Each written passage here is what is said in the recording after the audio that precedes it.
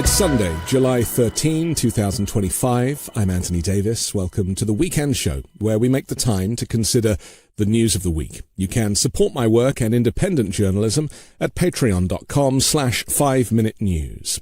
Our guest today is a veteran Democratic political strategist, analyst, commentator, and author of the Hopium Chronicles on Substack. Simon Rosenberg, welcome back to the Weekend Show. It's great to be here. Simon, it's very testing times for a lot of people, and I know you're feeling it as I am. In your writings, I noticed you described Trump's presidency as flagging and in need of revival. You said the American people are not buying what Trump is selling. Do you think there's enough noise being made about his struggles rather than the media just presenting things as successes? No, I think that this is part of the reason I've been sort of hitting this very hard the last few weeks. I mean, if I can just quickly go through what I think has happened over the last few weeks, we know what he's done, right? The passage of the bill and the escalation of ICE. But I think we have to go back a month ago or so to his breakup with Elon. I think this was really a seismic event in the evolution of Trump 2.0. His approval rating had been coming up. He had been doing far better. He had taken a huge political hit after the Liberation Day tariffs and was in a place where he ended that first 100-day period as the most unpopular American president of the first 100 days in our history. And then he started recovering. And I think they were feeling good about the country was kind of warming to him again. And then the Elon breakup happened. And I think this was a very big event for Trump in the White House. I think Trump suffered what I call narcissistic injury. I think he was really damaged by this. Elon spent 3 days trashing Trump. And the important thing here is a lot of people trash Trump, but Elon was reaching MAGA. Elon had the ability to break into the MAGA bubble in a way that none of us do.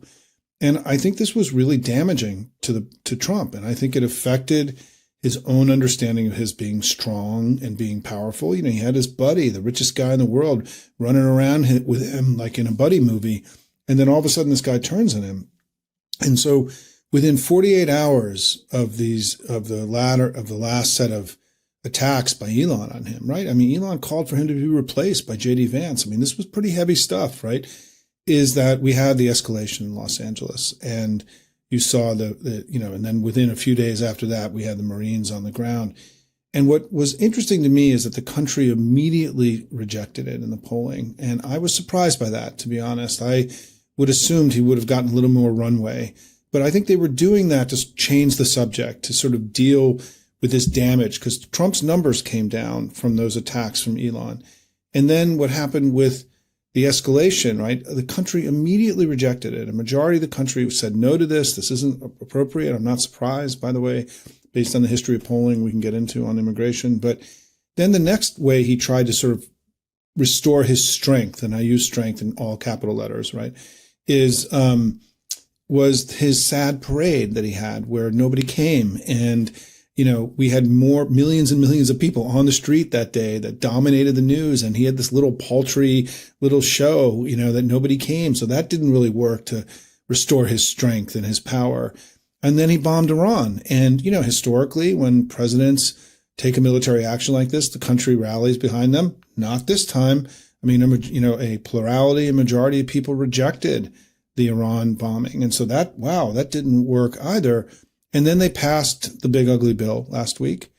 And the polling we've gotten this week, and there has not been extensive polling, but the limited polling we have, he's not gone up in any poll. And in fact, in two of the most important ones, he's actually dropped. So they've tried these various mechanisms to revive his flagging presidency post the Elon attacks, and all of them have failed. And this is a big problem for a politician, right? Like they've tried a lot of different things, and he's still, in current polling, he is arguably either at or below the lowest of any president in history in polling at this point. And you're starting to see, I think, a majority of the country be comfortable in their opposition to him. You know what I mean? Like that anything he does, Iran, forget it, right? Like we don't buy it. And I think all this erosion and struggle that he's had began with the tariffs. I mean, because I think for the tariffs were this fundamental betrayal of his core promise, which was that he was going to make life better for working people, which he immediately turned on and decided that he wasn't going to do that anymore, right? And so I think that he's in a place that the line I use about this is that Trump is weak, he's not strong, he's failing, he's not succeeding. He is a loser, not a winner, and he's far more a villain than a hero. And it's our job to tell that story because it isn't being told by the national media. I mean, in some of the major polls, Trump is at a level that is equal to where Biden was when he decided not to run for re-election. To your point, is that being reflected in the national discourse about his struggle and his failing? Of course it isn't, right? That's part of the reason we're all here, is that we've got a job to do to help, make sure that people understand that, in MAGA bubble, he's young and thin and handsome and virile and strong and powerful, and everyone in the world's bending the knee. But in the real world, he's really struggling. Even the right-wing media, I'm talking about the podcast media, they are disappointed. They are starting on those kind of right-wing shows, far-right shows, former MAGA shows necessarily. They're starting to say, I didn't vote for this. This is not what I wanted. I wanted no wars. And yet here we are in 3. I wasn't expecting my friends to be snatched off the streets indiscriminately. I didn't vote for that. I wanted the criminals to be deported, and yet they're just going for anybody they can reach. I mean, is that an important group, or how important is that group to have them turn on their heels? Well, and then the Epstein files this week. Which is huge for them. Yeah, which I will tell you that in our world, right? I mean, the Midas world has been very aggressive about this, but traditionally those kinds of stories, kind of people in our world kind of shy away from, right? Like they don't really engage. That's not true on their side, right? Yeah. I mean, they've been calling us pedophiles for Which goes back to Pizzagate and all that stuff as well. Right? By the way, Pizzagate, which is, I used to take my kids there all the time to that place. Not to the basement. It's not in the basement, but it's not. In fact, there isn't a basement, but that's right. It's not too far from my house, by the way. So that's a little personal to me. And then I'll say is that, but I think that it is. So what happens when a politician starts to struggle and lose control of the discourse is what you're describing, right? That people start thinking like, this isn't going so well. So like I have more freedom to be critical. And what I have written about, and this comes from an article that G. Elliott Morris published, who has a great Substack called Strength in Numbers.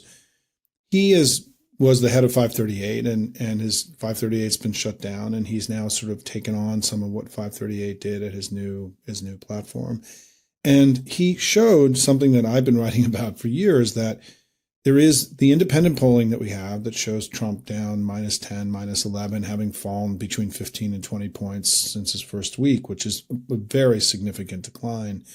And then there are these red wave Dear Leader polls that show him up by 10 points, show him, representing like a completely different country, right? And the thing is, those polls didn't exist prior to the fall of 2022. They tried it out. They were able to persuade the media that a red wave was coming that wasn't, through these fake polls. They continued them through the whole, in the election in 2024. And now they've become institutionalized. Now they're happening every 2 weeks, once a month. It depends on the poll. And they're doing it to create movement in the polling average, to make things look like they're not as bad. But I think what's happened on the right is that these polls have been instrumental for Trump to keep his coalition together.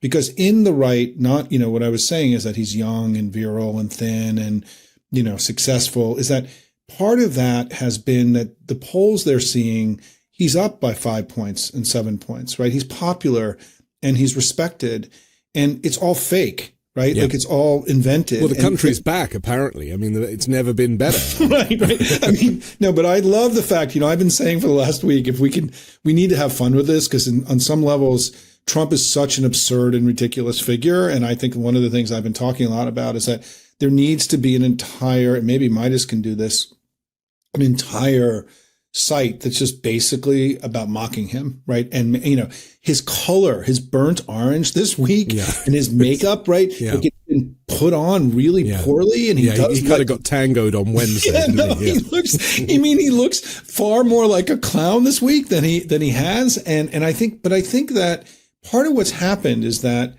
the decline that we've seen in real polling has not been replicated on their side. And so there's this hermetically sealed info bubble, right, where he's strong and powerful and everybody loves him and everything else. However, these podcasters and people that you're talking about, the people who live in the information space, see these other polls, right? They're not voters who don't pay much attention. They pay attention. And it's indisputable that he's gone through a very significant and meaningful decline very rapidly, even on immigration, right? And so I think for those people who are more in the information world, they're at least aware that he's starting to fall, right? They may not be saying it on air, but I think what you're seeing is, and I use the term circle of defiance, right? The circle of defiance is growing. The people who are willing to defy the false memes, the false narratives, the false impressions of strength are even now extending to, right, Joe Rogan and to this sort of podcaster universe. And I think the thing that we are never going to really totally understand is the role that the Epstein issues are playing in all of this. And I'm going to demonstrate enormous humility about this because I don't really know that I totally understand. But we just had reports, on Friday that, and I'm going to mispronounce his name, Dan Bongino, maybe quitting the FBI, right, over fights over the Epstein files, right? We also saw late Friday reports that people had gone into the metadata on the FBI, the unedited FBI video, and learned that it's actually been edited, right? And we knew it was edited, but now there's actually like proof and confirmation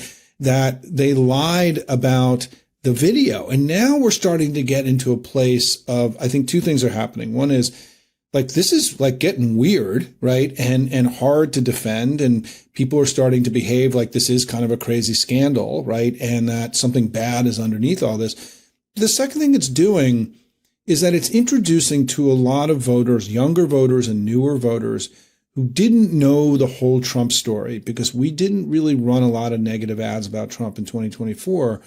They're learning about the fact about Epstein and about him, raping E. Jean Carroll in a department store dressing room and the other sort of the part of Trump that we all know that I think many newer voters, younger voters, people who are less consumers of political information didn't know. And all of a sudden, this stuff is now getting played. I mean, the simple video of him and Epstein looking at the young girls, right? And choosing their favorite. Right. But the fact that they were neighbors. I mean, this is the other thing. People forget that these people literally lived at the ends of each other's street. Right. No, it's so. And I mean, Epstein described Trump as like his best friend, right? Like, I mean, this is like the idea that Trump, and the truth is that Bondi, just lied. Like they're lying now too about things that happened like a few months ago that are on video. Right. And frankly, Midas has done an incredible job in documenting all this. I mean, this has been sort of, I think, one of Midas's finest moments, to be honest, in terms of breaking through the horse shit that, comes through here. And so I think that what happens when when things start to unravel, right? I mean, I have this line that sometimes the wheels on the bus go round and round and sometimes the wheels come flying off. And, right now I feel like there's this sense, look, he was supposed to have this week was supposed to be his victory lap week.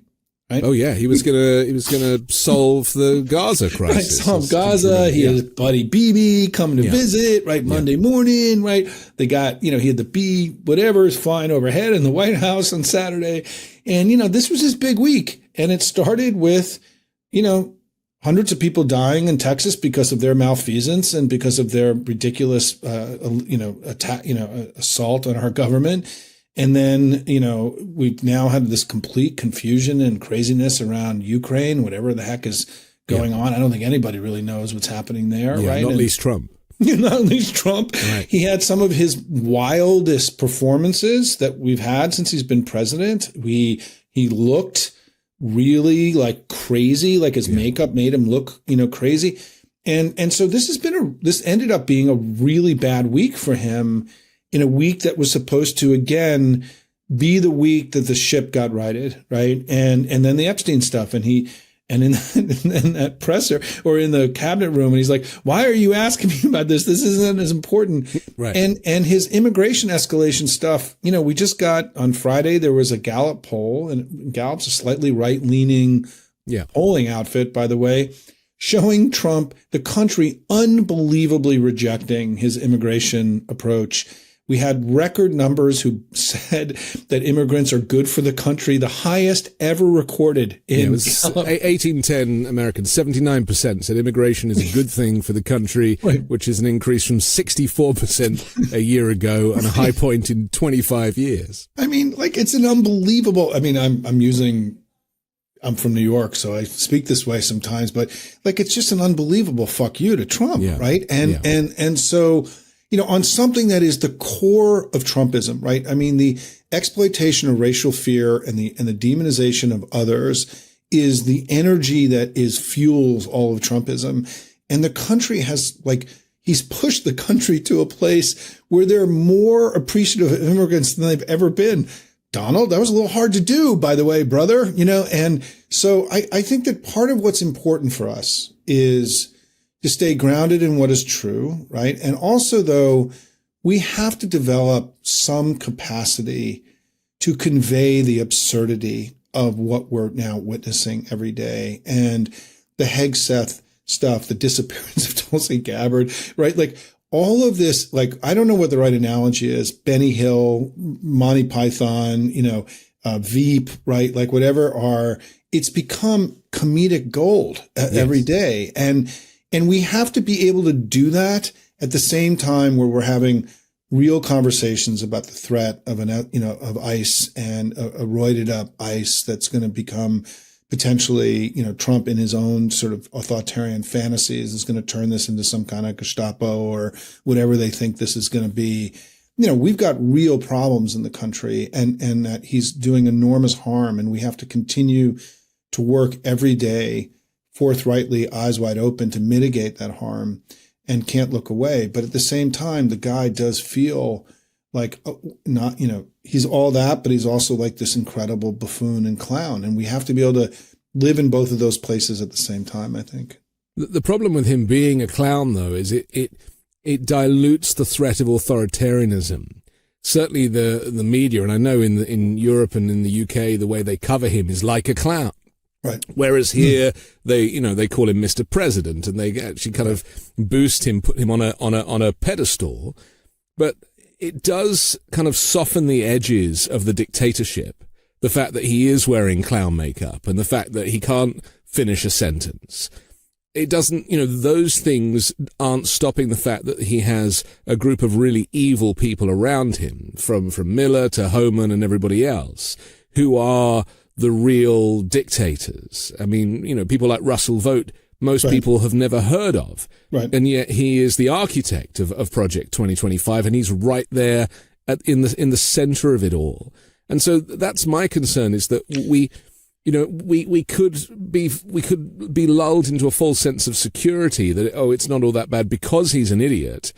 But actually the future does look very dangerous. Well, I think this is an incredibly important conversation, because I think that the way that we defeat him, I've come to believe, is that, our politics, we contest issues, right? Medicaid, big ugly bill, tariffs, right? But I think there's an area and a dimension of our politics that we're not contesting, which is this issue of him being strong or weak, winning, losing, hero, villain, and succeeding, failing. I think there's an entire dimension of our politics where he operates almost entirely in that dimension, right? He's winning, even that when he released that cologne last week. Right. Ode to Trump. Yeah. Ode to Trump.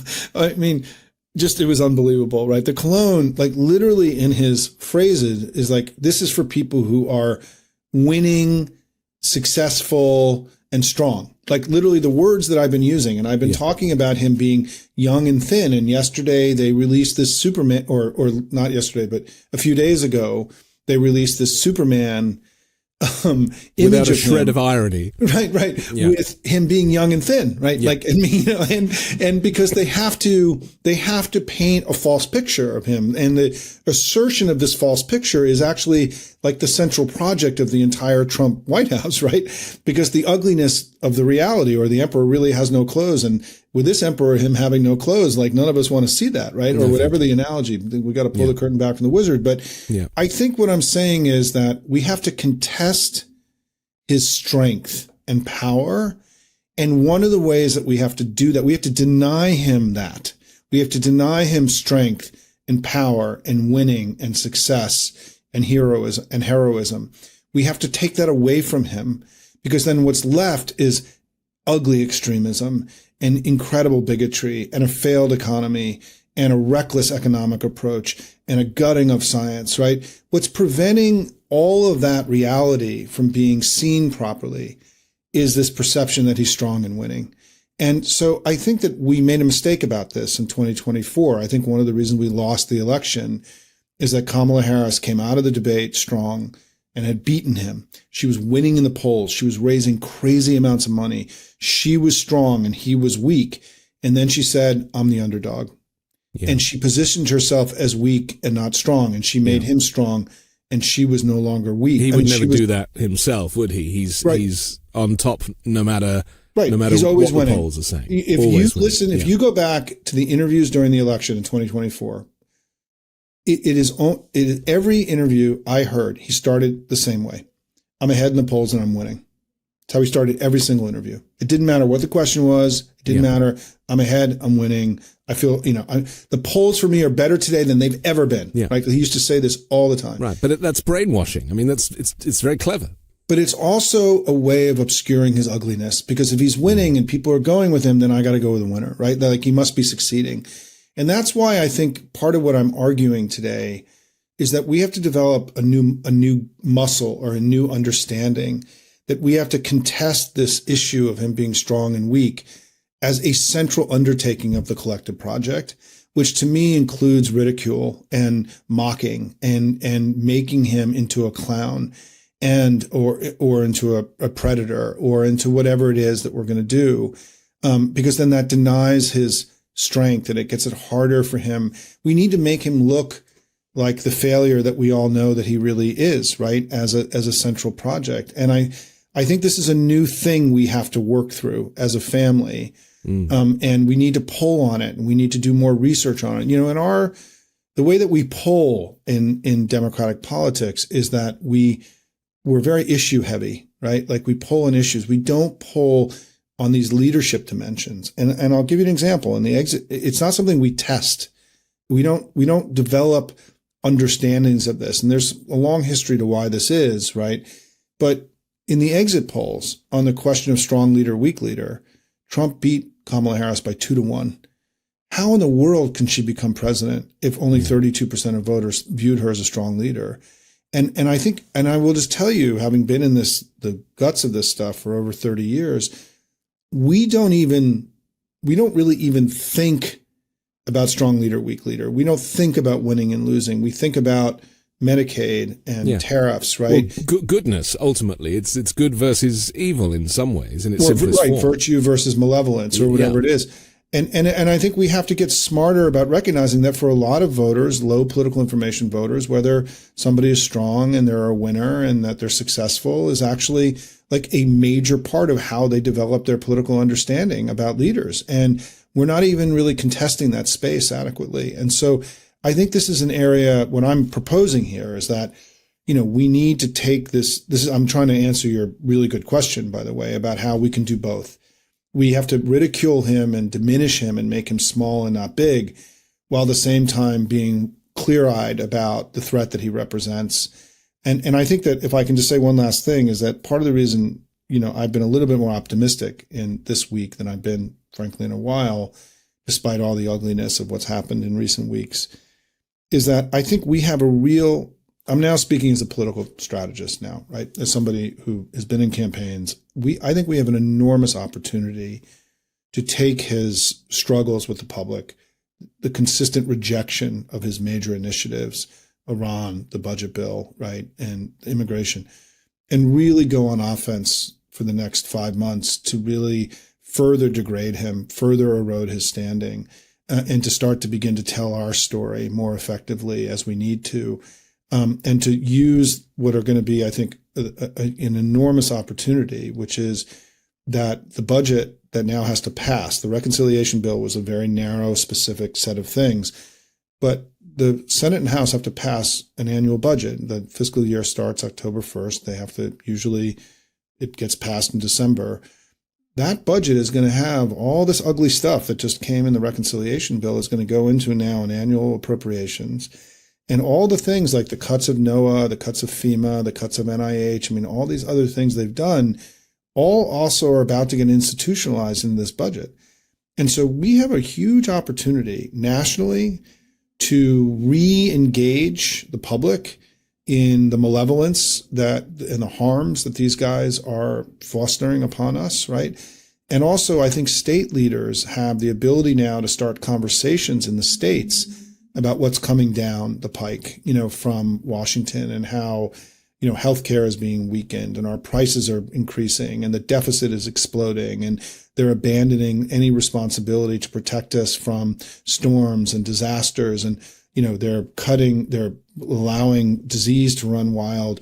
State leaders now have a huge opportunity to engage in the national conversation, to amplify what's happening at the federal level. And I think that, I'm optimistic now that as somebody who's been in the game for a long time, that the stuff that's in front of us is powerful and meaningful, and we have to just shove this stuff down their throat as hard as we possibly can and to continue to degrade them and help. We have a responsibility to talk to our fellow Americans about the harms that are being done by the Republicans to them, and we cannot shirk that responsibility for 1 second. Have you noticed, as I have, that when it comes to facts and figures, whether it be jobs numbers or GDP or just how well the country is doing, Trump now has put truth to one side, and is bringing his own set of figures that often are thought of in the moment, and unfortunately some of the media run with that information. And this worries me a lot. Now, some are so extreme, like I brought down the price of eggs by 900%, which would suggest that the grocery store should be paying us. But aside from that, it is quite easy to fudge the numbers. And because he's the president, nobody questions him. And a lot of these networks just kind of say what he said, the kind of age-old journalistic copy and paste situation.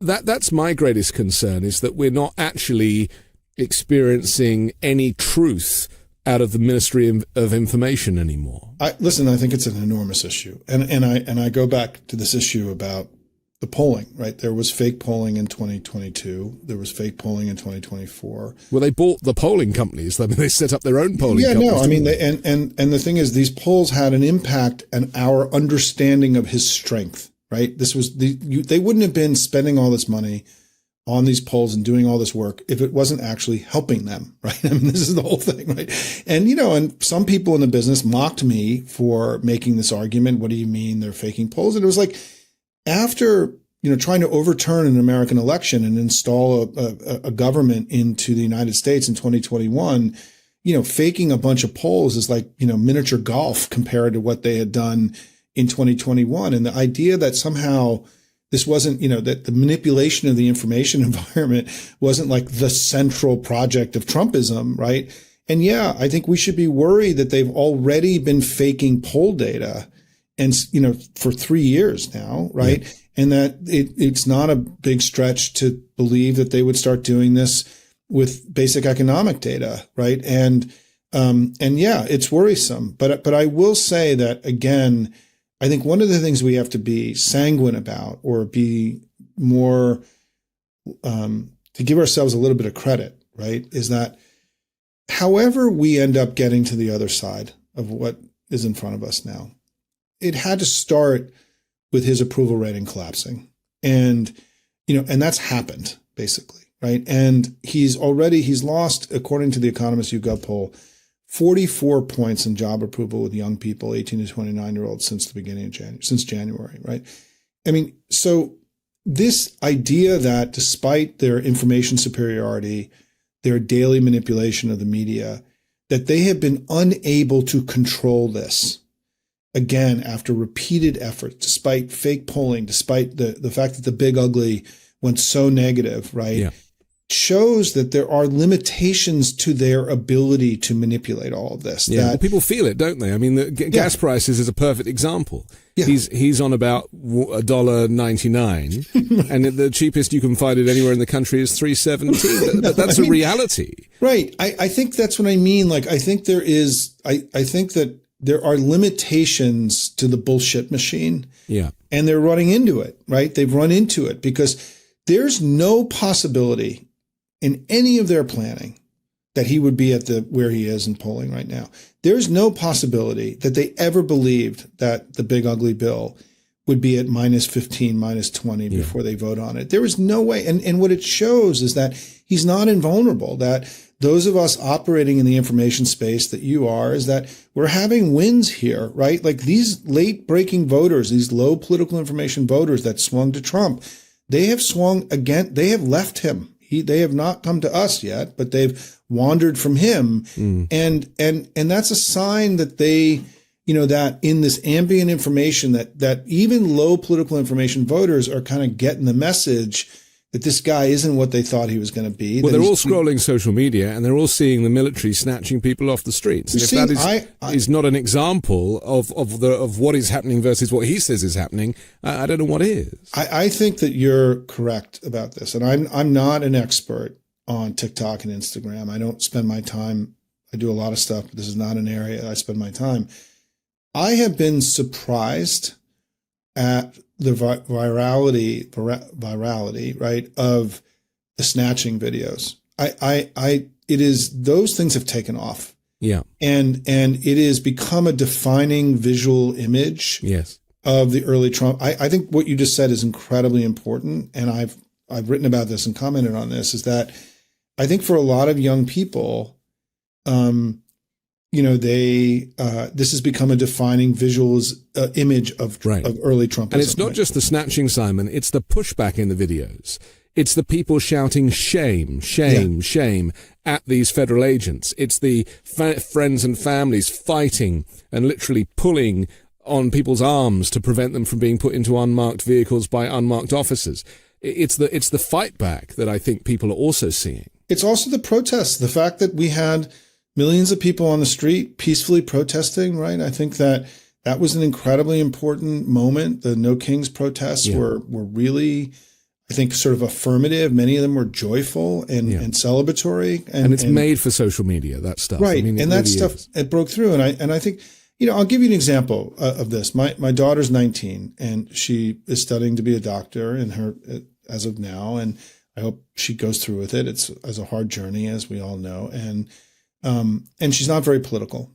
She's just not. I think growing up in this house, I think that 2 of my 3 kids, kids always defy their parents, right? So 2 of my 3 kids are not very political, and she's not very political. And she's currently in London studying and for a brief period. And the day the big ugly bill passed, she texted me and said, "I just want you to know that I'm crying right now about this." And I was so shocked, right? She's in London. This is far away. She's having a great time. She's working really hard. She's doing intro to psych courses at the LSE this summer, and she's having a great time. But the emotional outpouring about the passage of this bill, and I had never had a conversation with her about this, right? Like, I had no idea that she was this. And so I do think that there is becoming kind of an understanding that he's betrayed us, that he isn't what he thought, that people thought he was going to be, that it is, I use the line that, his strategy is more for me and less for everybody else. And I think people are feeling it. And to your point, it's showing up and manifesting in the new media space in ways like the Epstein stuff. I mean, for people who I respect, who study this say the Epstein stuff has become really huge in youth-oriented media, and it's not dissipating, right? And these things can change, can create new understandings for people, right, that they didn't have before, and it's consistent with this idea that he's betraying us, that he lied to us, that he misled us, that he was not truthful with us, and as I had an interview with Tara McGowan this week from Courier Newsroom, who's one of my favorite people in the world. And yeah, same. She talked about trust. And I think that, being so central to the new media world, right? People trust your microphone and your glasses and your space, and they trust my dorky room here with my son and the little, cardinal that he painted, and my dog's, my dog photo, my dog's drawing over there, my little dorky room here. People come to sort of trust these places, my polo shirts, right?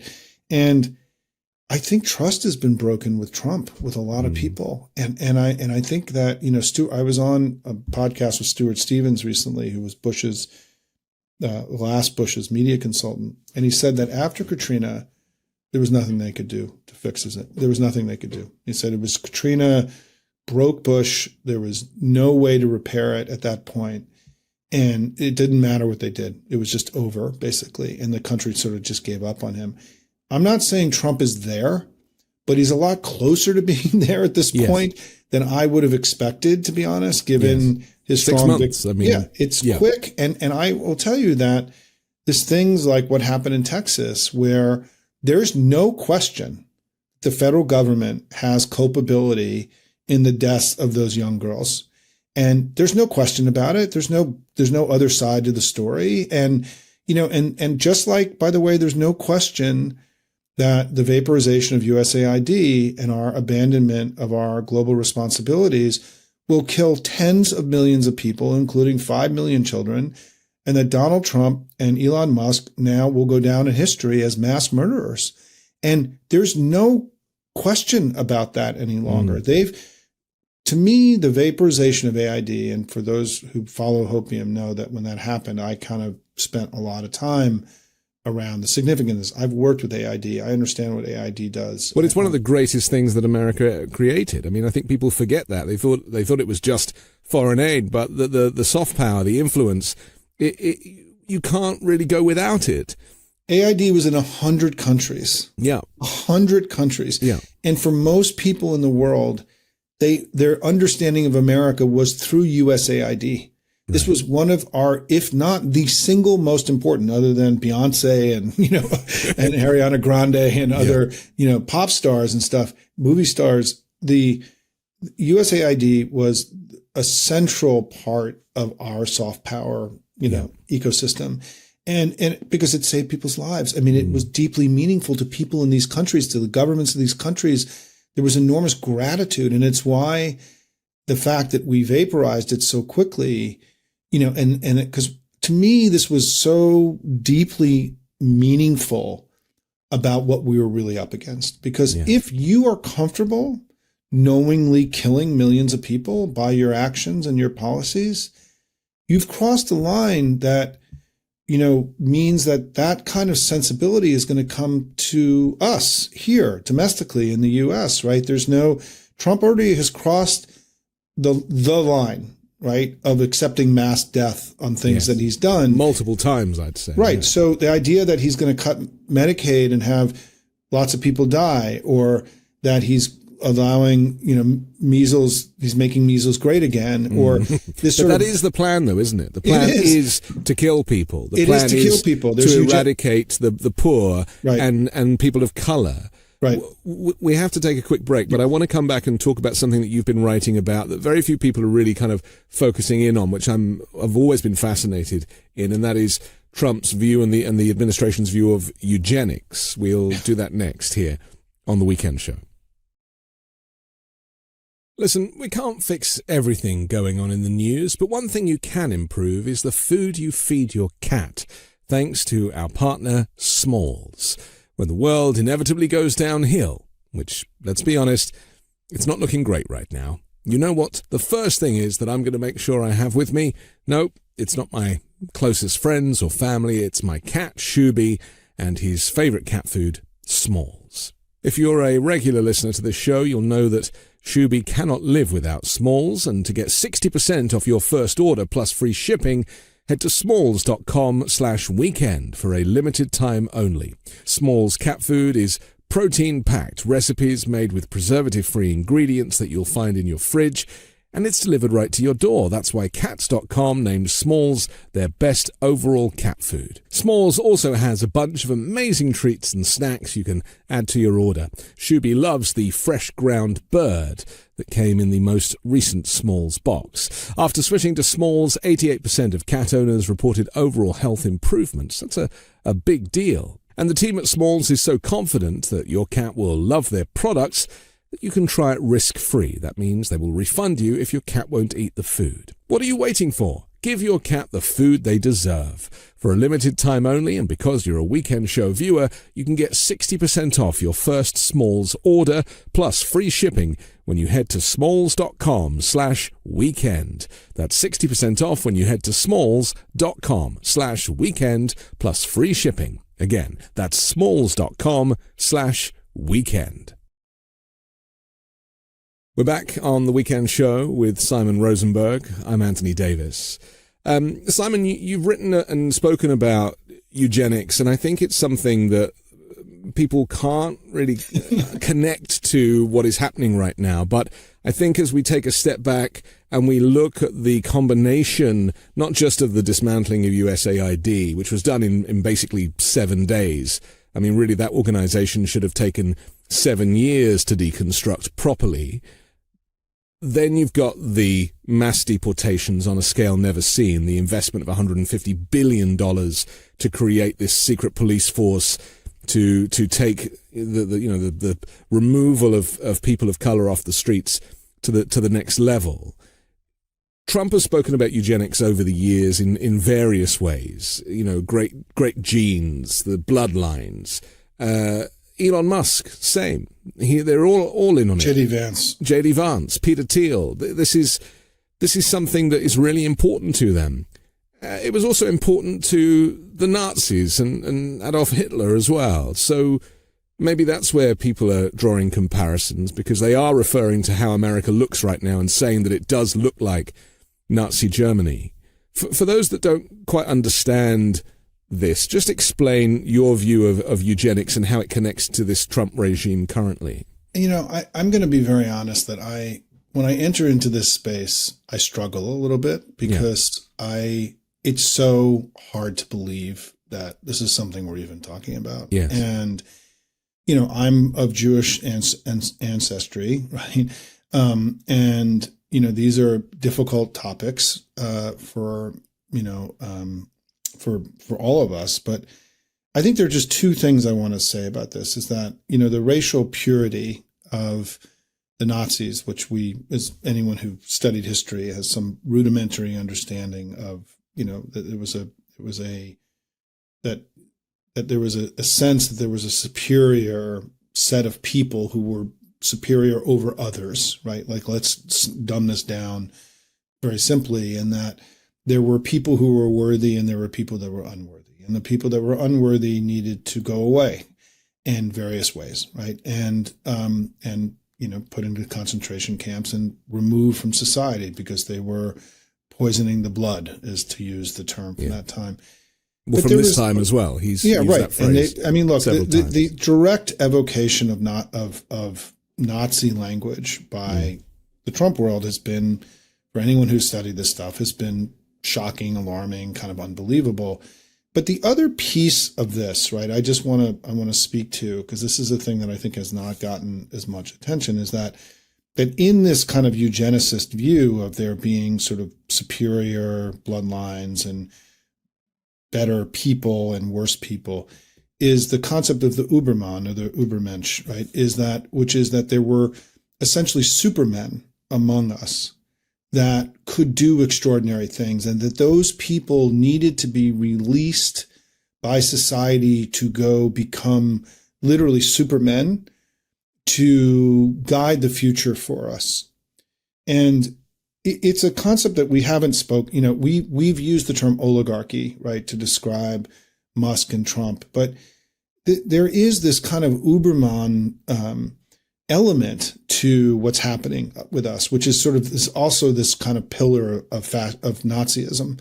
Elon Musk is an Uberman. He doesn't believe that the rules apply to him, that he is above it all, that these simple things like laws don't apply. Elon Musk came to Washington and he acted as if the American Constitution and our law didn't exist because, those are bothers to Ubermen. They are transcendental of that. You get a lot of this in this Curtis Yarvin, crackpot, theory. But what's been incredible is that I think a lot of the tech bros and people in Trump world have kind of bought into this kind of neo Uberman kind of, theory. And so it's not just, and so it is a remarkable sort of evocation of pure Nazism, right? In their understanding of, and so eugenicism is about how those that are unworthy need to be removed from society or cast aside or killed or, let die. And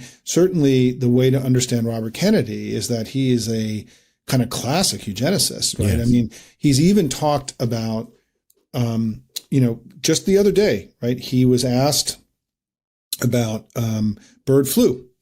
And his line was, we got to let it rip, right?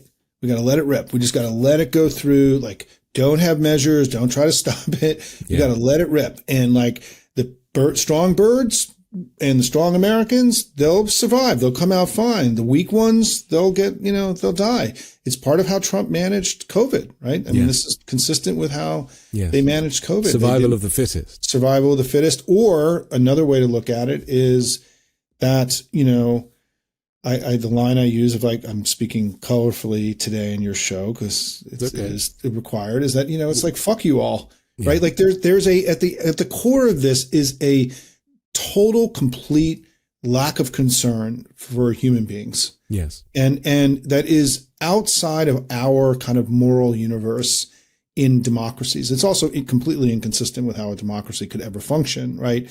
And so, I mean, we are in a place where miraculously some of the worst sort of manifestations of Nazism have been replicated I joke that Trump and Stephen Miller and these guys, we all studied Nazism to ensure that there were things that we never did. They studied Nazism in order to replicate it here in America, and it is shocking. And I think, by the way, consistent with all the arguments I'm making, I just don't think the country is going to kind of buy into this. And it's a central reason why the big ugly bill was so unpopular, which is that it was literally going to cause lots of people to die and to have less access to health insurance, health care. Well, it's a silent, slow, painful death because these people who will lose their Medicare, and the number was around 17 million, I think. Yep. These are the people who don't have the voice. They are unheard, and so this is entirely organized. This is exactly what Trump wants. But it's not just Trump and Musk and JD. It seems to me all of them. I mean, this white supremacy is just so prevalent from Kristi Noem. I was listening to Brooke Rollins the other day, the director of agriculture. She said there'll be no amnesty. The mass deportations continue, but in a strategic way. And we move the workforce towards automation and 100% American participation, which with 34 million able-bodied on Medicaid, we should be able to do. A completely made up number. I mean, right. The total number of people who are on, I think the Philip Bump from the Washington Post just had an analysis of that number, and the actual number isn't 34 million. I think it was like 2 to 3 million, right? And so they can't. I mean, it's like they live in this alternative world, which is why, by the way, look. The reason why you and Midas and Courier Newsroom and Hopium and Substack, when we all began, I think we had a different understanding of our mission, right? Which was just to make sure that our point of view got out there. Now we become protectors of truth, right? Like in a way that was not, I don't think was really kind of part of the original mission, because they've become so fundamentally untethered, and this sort of this story, this fake rancid story that they present every day from the White House is so disconnected. It's unconcerned with truth, or as I wrote recently, it's maybe even worse than that, is that they're actually at war with truth, right? That the attacks on universities, the attacks on science, the attacks on, the media to sort of have them become more compliant, is that the central project of Trumpism now, in a very kind of classically authoritarian way, is to get reality to bend the knee to them. And that this exercise of the reality, of the bending of the knee of reality, the forcing of this false world with false statistics and false realities and false understandings to become real, is in essence like the central project of Trumpism right now, the White House. And what the reason why I have raised all this polling stuff is that it's not working, and it's really important. By the way, I mean, as many others have written, the reason why, Germany had in 1933, it had a very, very short history with democracy, and was still also had very significant trauma in recent times. We have a very long history of democracy here and muscle memory of democracy. And I think that, what Trump is learning is that, getting the country to bend the knee to him has been a lot harder than they anticipated. And I also think that federalism itself has made it far harder. The success of the Democratic attorneys general in continuing representing other governments, right? I mean, they represent governments of the United States against the federal government. They've been winning in court again and again and again. And I think that, he expected, in his madness and his delusions and his old age and his belief that he won the election by 85% and, the exaggerations of his victory, that he believed, I think, that the world and the people of America would just bend the knee to him. I really believe that he thought he was Superman, that he was the most powerful man in the world. And that when he told South Korea that they had to renegotiate a binding trade agreement that was in law, international law, and that they were going to have to make unilateral concessions, that they would be grateful to do so. Right. And what he's learned is that, he's gotten 0 trade deals in 90 days, not 90. Putin has mocked him and humiliated him. Netanyahu has defied his will. Every government in the world virtually has defied his will. The courts here are defying his will. The American people are defying his will. Fed Chair Powell is defying his will. And I think it's making him a little crazy. And does it not ratchet things up, though? Because, we mentioned at the beginning that his war paint seems to get brighter when something goes wrong. And in all seriousness, I feel like when he's on the back foot, the orange goes on stronger and he bombs Iran. Right. Like that is the response to when the kid doesn't get the candy. Right, the weekly wagging of the dog. I love the war paint. I'm going to credit you every day that I use that, and I hadn't thought of that.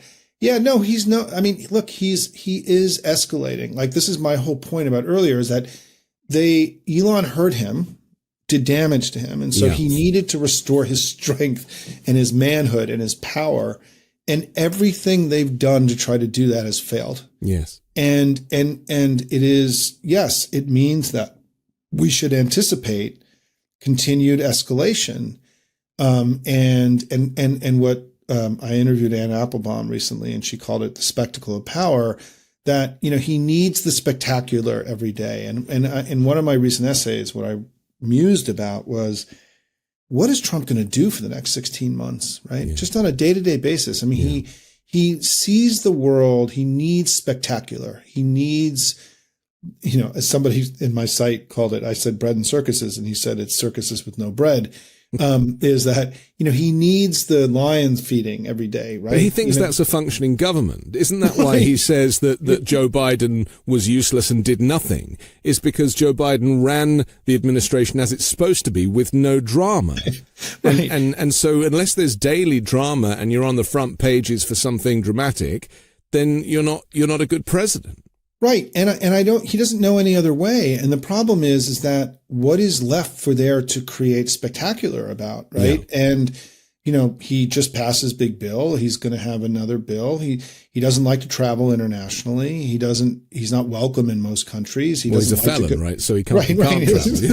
He doesn't like to go to these international events. I mean, is he going to start bombing, little islands in the Pacific, right? Like, I mean, what's he going to do to create the spectacular? And I actually, what I wrote about is that this is concerning to me, that he is going to need this continued kind of demonization. We've seen a huge ratcheting up of, and remember when this week, the attacks in Ventura County and in California, the America's breadbasket, those attacks mean our prices for food are going to go up, right? It means that crops are going to rot on the vine and animals are going to die.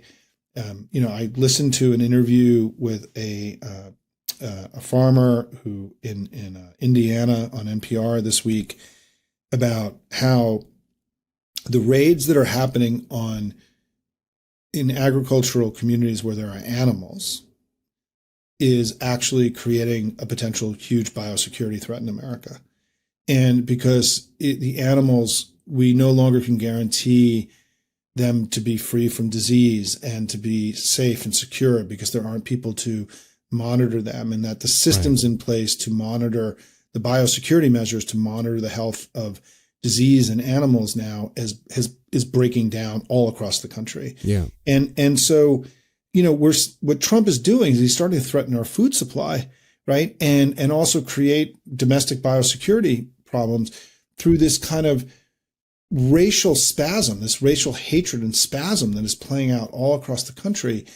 And it is unsustainable. Right. I mean, the reality is this is unsustainable politically in terms of our security, in terms of our food, in terms of our standing in the world, his ability to have the World Cup here next year, which is going to be important to him. This is going to start to become it's unsustainable. And I don't know where it goes. Right. But I think that one of the things that we have to do as we go forward is that we have to go forward with an understanding that he's not strong, that he's weak, that he's not winning, he's losing, that he's a villain and not a hero, and that he's not thin, that he's fat. Right, that he's not, that he's small, he's not big. And that gives us, if we start with that, then the likelihood of our success and our triumph and our victory will be far more likely than starting from a place where we are seeing not the old man behind the curtain, but the wizard, right? Yeah. We have to choose not to see the wizard every day. We have to choose to see the man behind the curtain. But it's tough with the corporate media because they're not going to do that. Right. And I was listening to NPR the other day and they were saying President Trump has been working so hard this week on foreign policy. And I was thinking, I could probably do an hour on why that sentence is just wrong. We have an incredibly powerful normalcy bias in America, right? And it is because we haven't been through this before. We don't have, like many cultures and many societies, have had a figure like Trump in their memory, in their cultural understanding. Yes. That we haven't really had. We've been so well governed for so long in many ways that we don't really have stories. I mean, the only story we have is us overcoming somebody like him and building a country to prevent somebody like him from ever coming back, right? And like Watergate and, Clinton and Monica Lewinsky were like the kind of bumps in the road. Right. That was kind of it. Right. And I think that, and so I think that I think there has been, and it's the reason why Midas exists. It's the reason that you exist. It's the reason Hopium exists. It's the reason Courier and Contrarian and everybody else exists, which is that, this has been really hard for our media and for our civil society and our corporations and our understanding, our collective understanding, to really come to terms with what we're dealing with. And that's why, and this is a good way to end, is that's why the fact that his poll numbers have come down so far